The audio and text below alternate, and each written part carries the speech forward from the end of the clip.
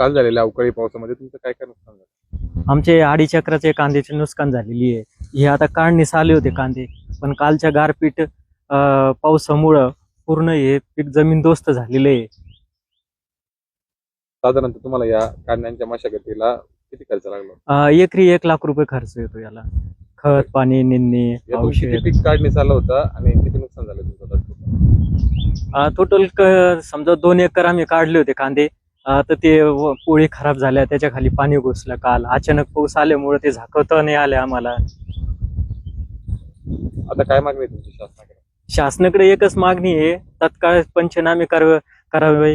आम्ही अगोदरच कर्जबाजारी झालेलो आहे. कमी पावसामध्ये कमी पाणी पाऊस होता या वर्षी, त्याच्यामध्ये कांदा हे पीक घेतलं.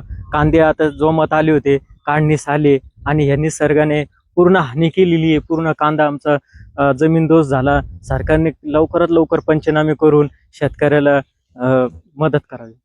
आता जसं तुम्ही सांगितलं तुम्ही कर्जबाजारी झाले, आता तुमचं संपूर्ण जे पैसा लावला होता शेतामध्ये संपूर्ण पिकाचं नुकसान झालं, आता तुम्ही कर्ज कसं भरणार? आता काय आहे कर्ज भरायला काही उपलब्धच नाही ना दुसरं. ते एखाद्या वेळेस जर समजा आम्हाला नाही कर्जबाजारी झालेलो आहे आणि सावकारकीनं जर आम्हाला हे केलं, तंग केलं, तर आत्महत्येशिवाय पर्याय नाही आम्हाला आता.